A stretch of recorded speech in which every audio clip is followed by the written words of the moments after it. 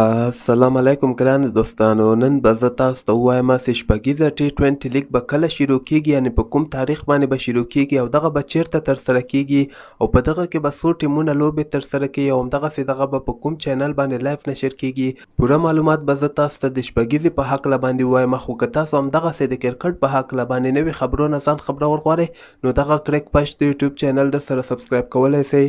نو دوستانو اول خو به زه تاسو ته ووایم چې شپږیزه T20 لیګ چې د افغانستان یو ډېر مشهوره لیګ ده چې په دغه کې ډېر زیات خلک هم نندارچیان ته راځي، یعنې دغه لوبه کتلو ته راځي.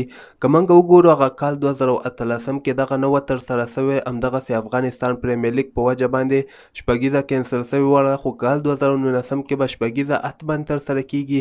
زه به تاسو ته ووایم چې شپږیزه چې کومه یوه ده دغه به 19 اګست باندې شروع کیږي، همدغسې 13 اګست پورې به دوام کوي، یعنې تقریبا 11 ورځې به دغه دوام کوي. او زه به تاسو ته ووایم چې په دغه کې به 6 ټیمونه لوبې ترسره کوي او دغه به په کابل کې ترسره کیږي، یعنې ډېر په زړه پورې ټورنمنټ او ډېر کمې ورځې ورته پاتې دي، یعنې صرف 20 ورځې بعد به دغه لیګ شروع کیږي. او دې نه علاوه به زه تاسو ته ووایم چې هغه 2 کاله مخکې چې شپږیزه ترسره سوې وله هغه د افغانستان یک ټي وي باندې لایف نشر سوې وله، خو دا کال ته تر اوسه پورې خو معلومات نشته ده چې دغه به په کوم چینل باندې نشر کیږي، خو امکان لري چې دا وارته هم په یک ټي وي باندې دغه لوبې تاسو لایف کتلی شئ.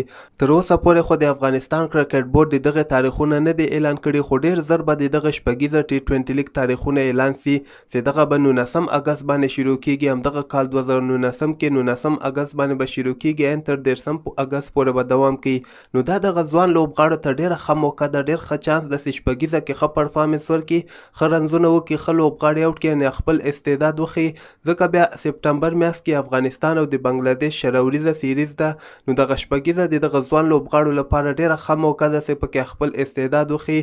بیا به که خیر د افغانستان سکواډ کې هم حتما سلیکټ کیږي، ځکه ځوانانو ته ډېر زیات ضرورت ده. دغه پخواني لوبغاړي خو تاسو په نړیوال جام کپ کې وکتل، اوس دغه وخت راغلی ده چې څومره ځوان لوبغاړي د افغانستان ملي ټیم ته راځي، دا به د افغانستان لپاره ګټور ثابته کیدلی سي.